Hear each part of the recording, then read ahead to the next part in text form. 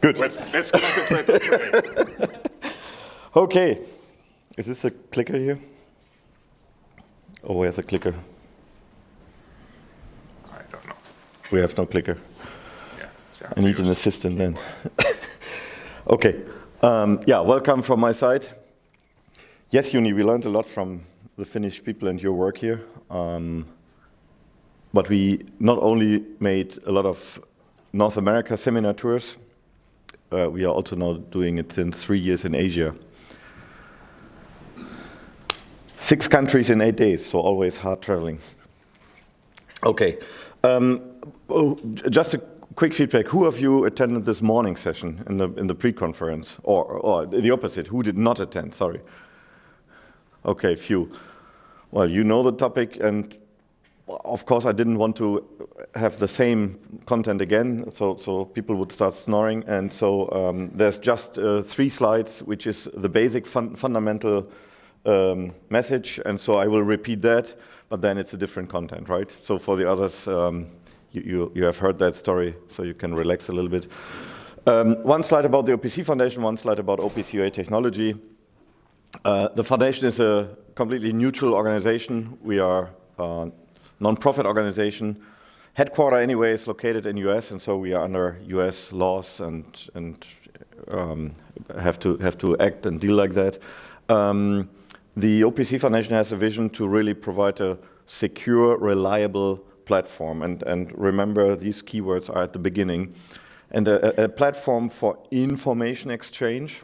That's much more than just data exchange. And also scaling from sensor to the cloud, completely independent from any vendor, from any market, any operating system, any implementation language.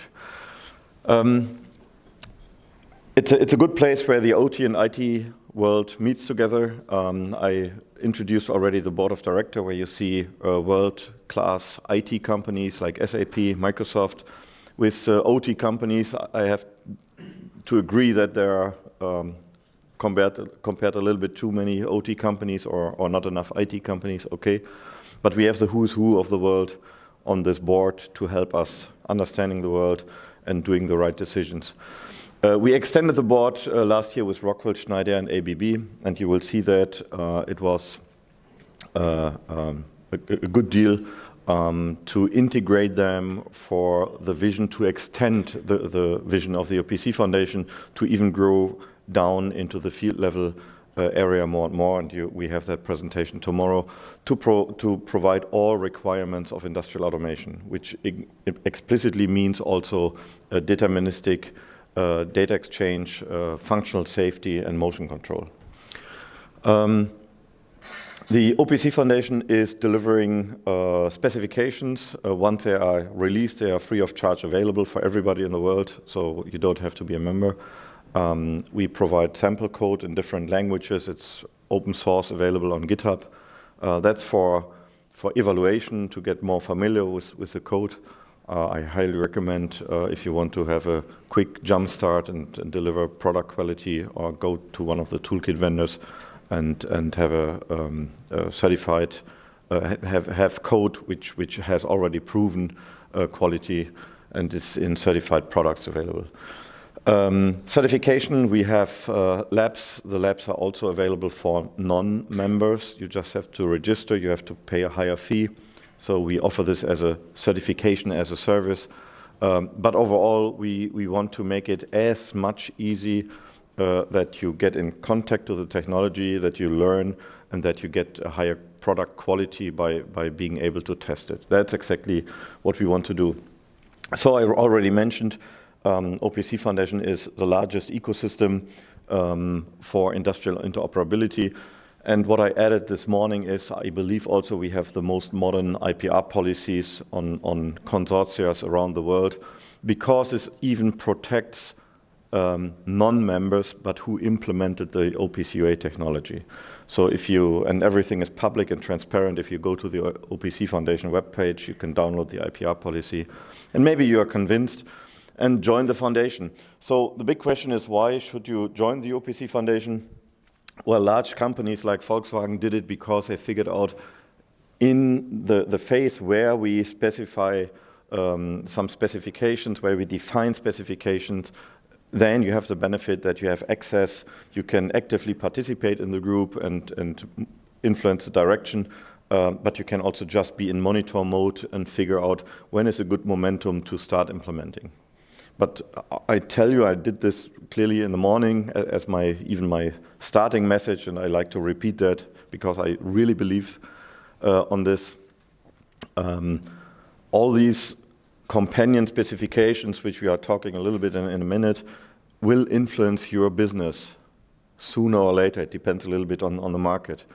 Some have been already influenced, and so you should be aware of that. You should get prepared because the tsunami, the wave of requests will come.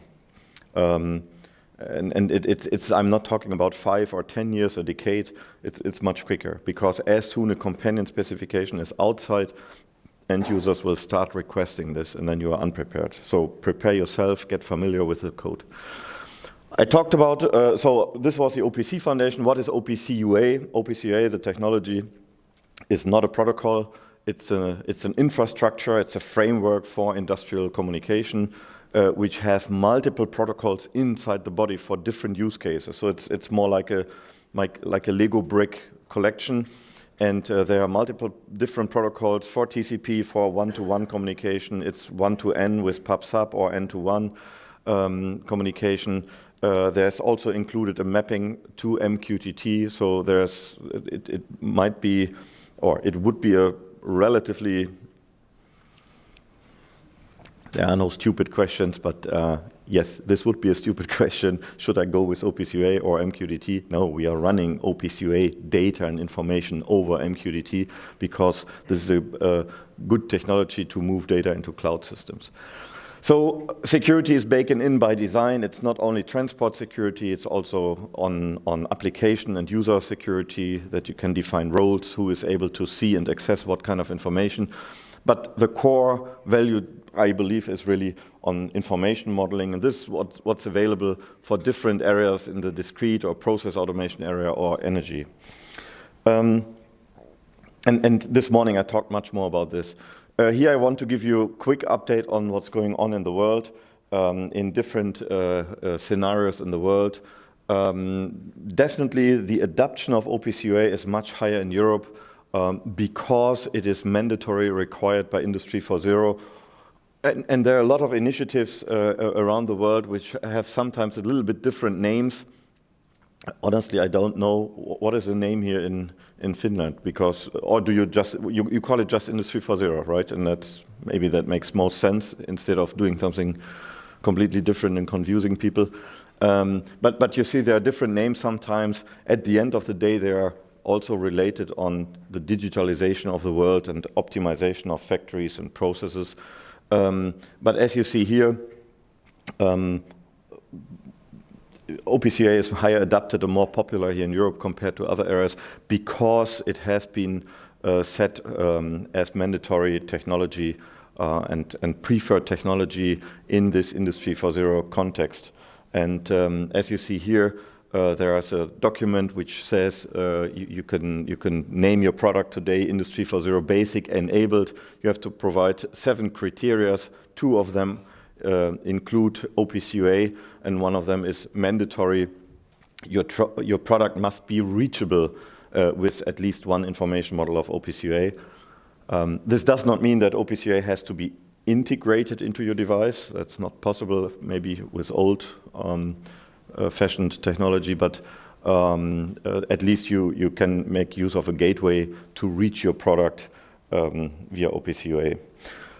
The VDMA, we will have later on a dedicated presentation from Mr. Fahd from VDMA, but the VDMA figured out that the proposal from the RAMI architecture, where OPC UA is set for communication and information, this is what they put into so-called companion, VDMA companion specifications. And they're working on 17, 18, 20 groups in parallel, working on these companion specifications. A very quick overview what we did also as highlights in Europe here. At the Hanover Trade Show first day, we made a so-called Interoperability conference. because everybody has understood the value of OPC UA and the technology and insight and so on. That's why it's has been even part of the free of charge pre-conference this morning. But synchronizing models and different information models from different areas, this is more and more key. And this is what we had. So you see it was a full packed audience, over 300 participants.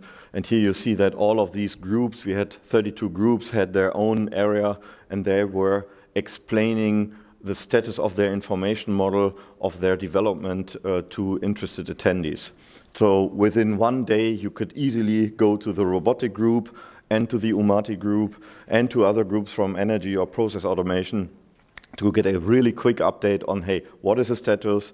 The chairman, technical people have been there to really give you first-hand answers, high value, and we will do that again in next year, 2020. A second, topic which is really influencing the world is that the automotive industry has recognized the value of OPC UA as an integration platform, exactly what we are talking about. And together with Volkswagen, Audi, BMW, Porsche, others, together with BMW, we did an OPC Day Automotive, high level, not explaining the technology. It was really what is the use, what is the status, where's the companion spec for automotive, what should be inside. So it was really fantastic audience. Here you see we had more than 300 attendees in the room, marketplace with 19 sponsors, and yeah, we are working to have this replicated next year in India and also in North America again. In North America, there's so-called Industrial Ethernet Consortium, Internet Consortium. They have 3 test beds where OPC UA is included, and once a technology is in a test bed and has been proven by these partners inside this test bed, then this technology is listed in their reference architecture. This is exactly the way how they work in US. They don't standardize something. They are just using existing technologies, existing products, testing them together in a test bed, and if it works, they list it in a reference architecture, and that's it. So we are proud to be part of that. In Korea, OPC UA is, that's a new information which I got when I traveled this July. OPC UA is now a Korean national standard, and this sounds to be critically important for them because it's also part of their Made in Korea Manufacturing Renaissance initiative. So you see it's growing over the world and it's highly adapted. OPC UA is a Chinese local national standard. For years we also have a lab there for Chinese products. So this is also critically important because we know that they will become the biggest economy in the world soon. Juni, this is just my travel schedule, right? So maybe you should join next year.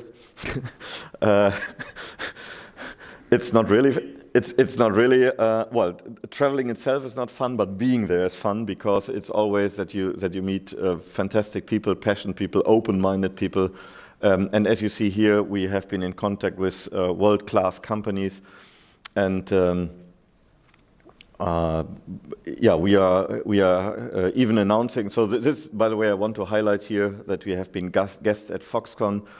We met Foxconn first time at a trade show by accident on a trade show in April in North America in Chicago.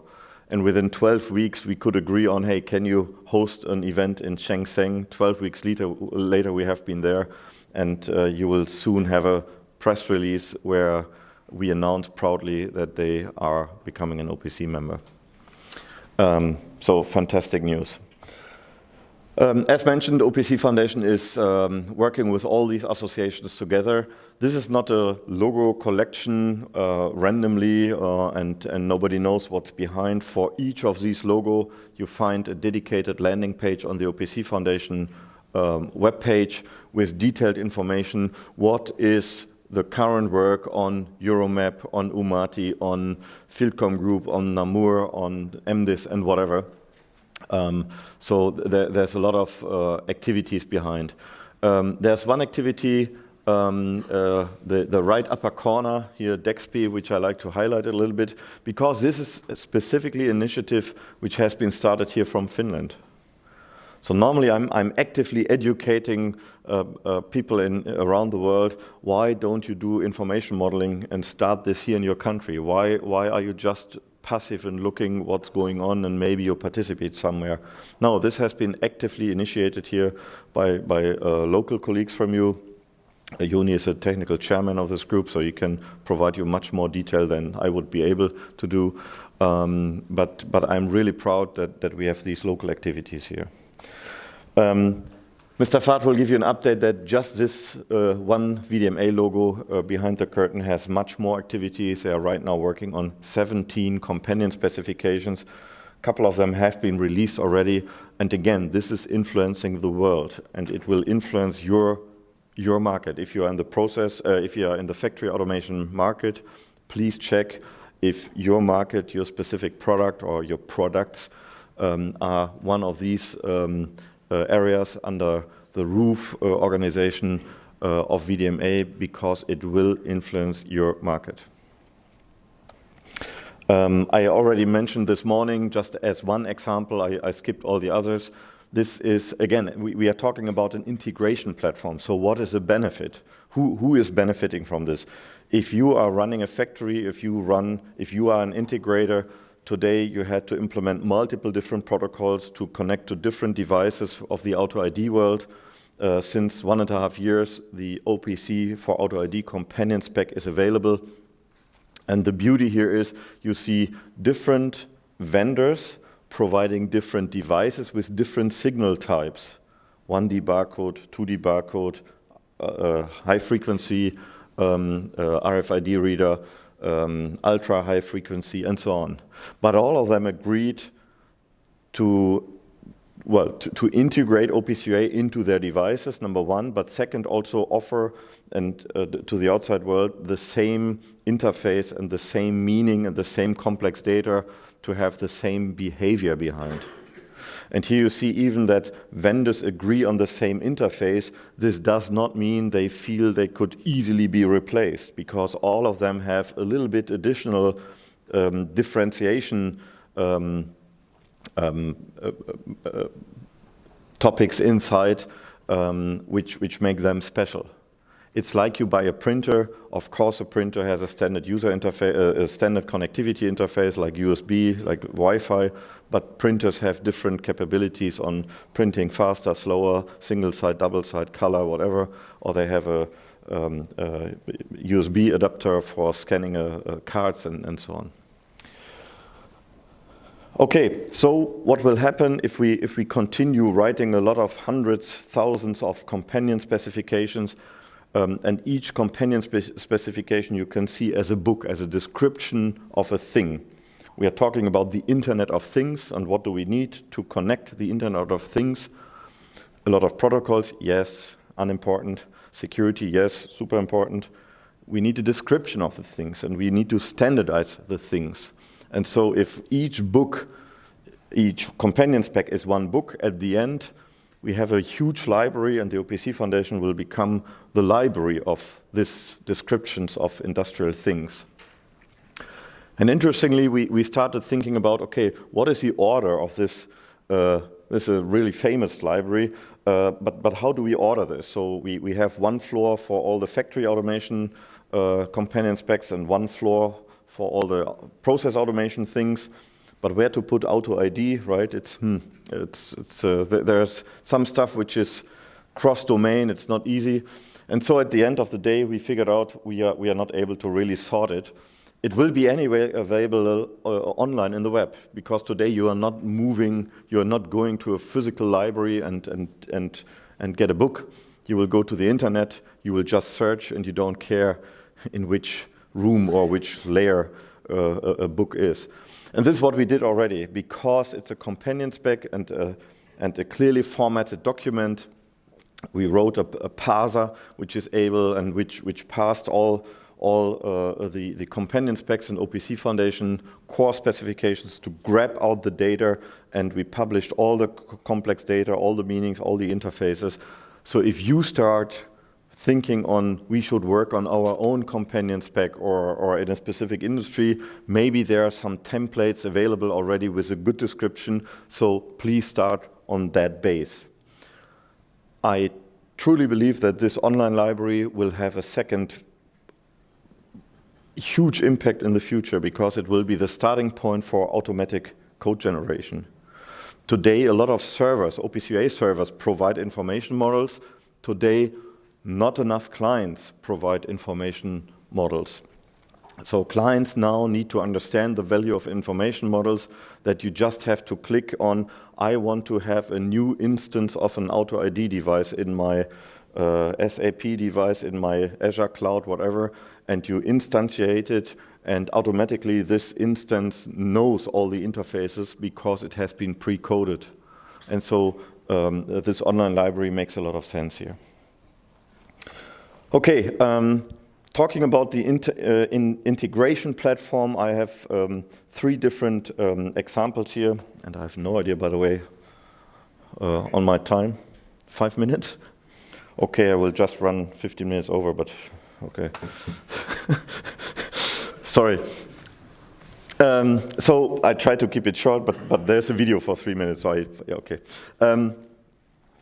So 3 topics, I try to keep it short. Since multiple years, since 2016, there's a demonstration always at the SAP booth, which I highly recommend. If you're at the Hannover Trade Show, go there, because it has even been announced as one of the most important ones for Industry 4.0, because it shows always an integration platform, how multiple vendors with different devices talk to each other in a real shop floor scenario. This is not Lego playing around and students doing an academic demo. It's real and high-end devices, real-world scenarios. And I know we have a separate deep dive presentation on that, even more from the business point of view.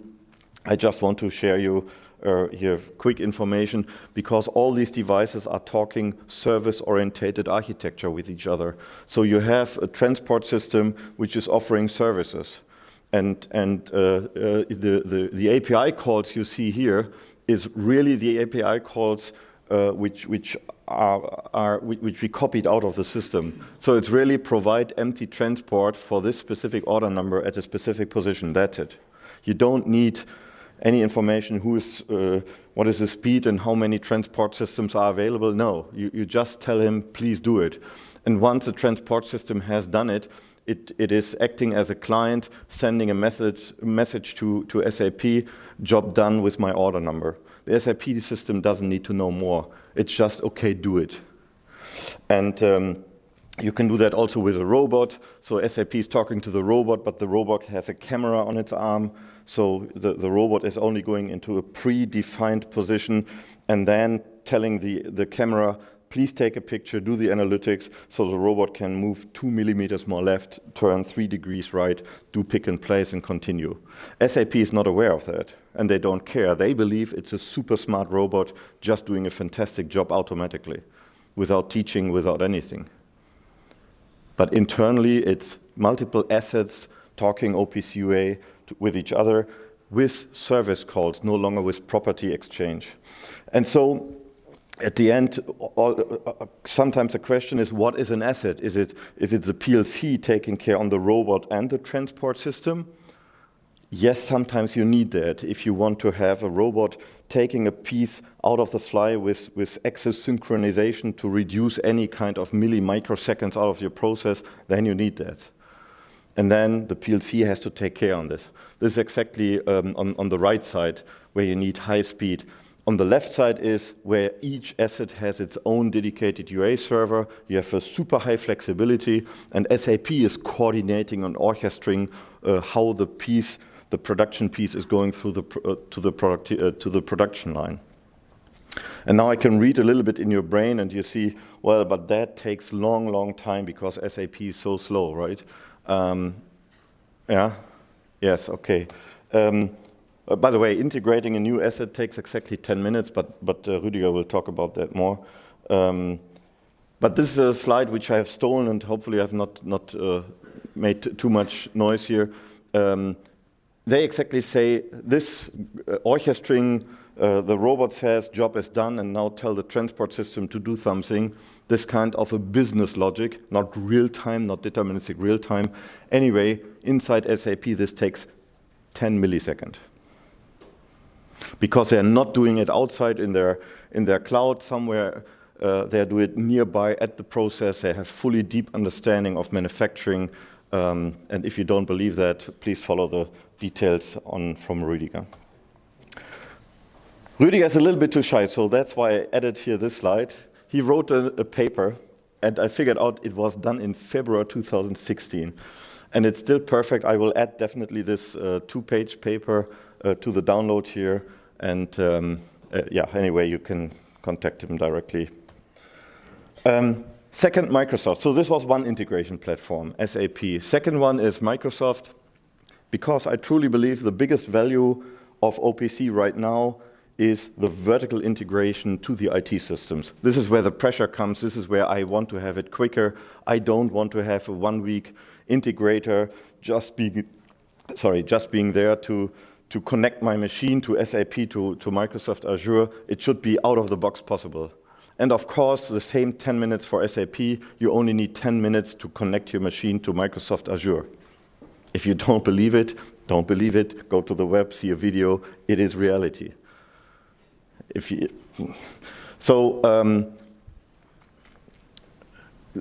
Microsoft is heavily spending also supporting the OPC Foundation on this open source .NET stuff. They're one of the world's largest open source contributors.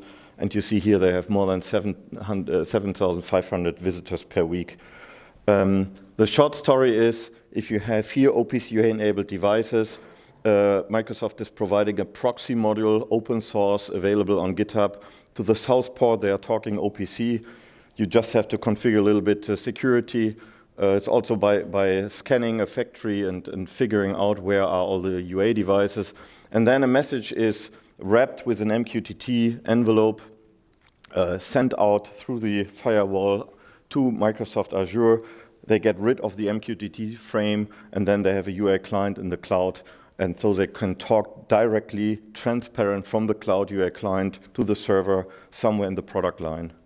And they can do it bidirectional, so the way back is also possible.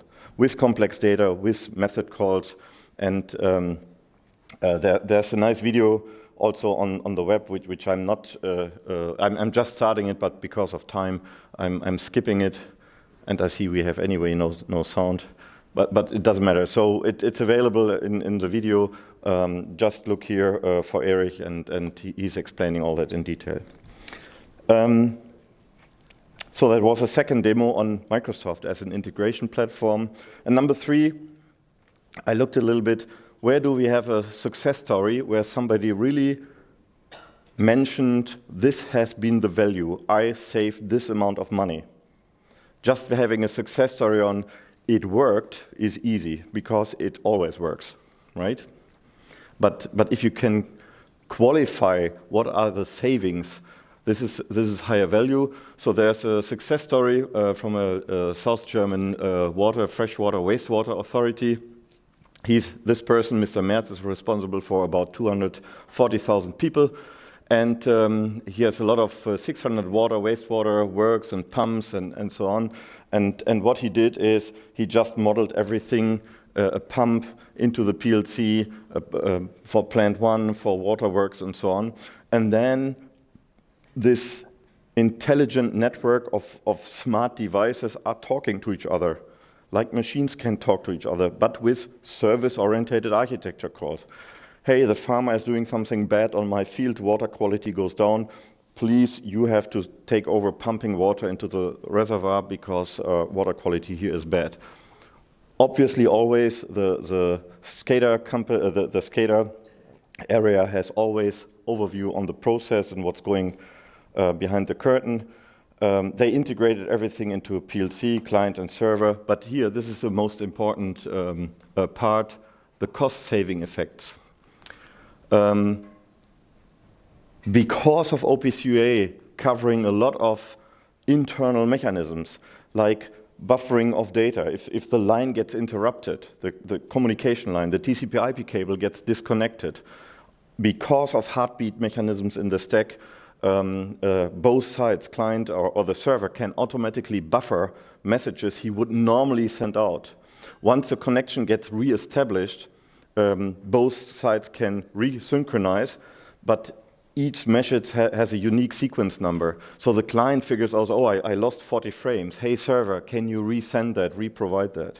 And the server says, yeah, in my buffer, I have a little bit buffer, and here are the 40 messages I buffered for you. So the core message is loss of connectivity does not mean loss of information. Security is baked in and so on. Overall, and this is here marked red, he says initial saving costs have been 90% of his software, the initial license software cost as before. This is the first time where we really have a good quantity of what are the savings. Okay, last slide. This is what I mentioned this morning, but I'd like to repeat it here for everybody. The OPC Foundation is definitely feeling like we are the neutral ground, the United Nations of automation, because it's neutral ground where everybody can meet easily. It's democratic voted. You cannot buy a board seat because you just have enough money as a company and influence the direction. Each company only has one vote. Everything is transparent. All the workflows are transparent. And that's what we are really proud on. And that's what we try to continue whatever happens in the world with whatever conflicts. Because in the best meaning of the United Nations, remember, it is the longest period of peace in Europe, right? So there are always some things to optimize in every organization, but in the best meaning, we believe we are acting like the United Nations. Okay, there's a lot of documentation. You have the blue brochure here, which has been updated, a lot of training videos, but overall, that was my presentation, and I'm a little bit sorry that I run over this time. Thank you very much.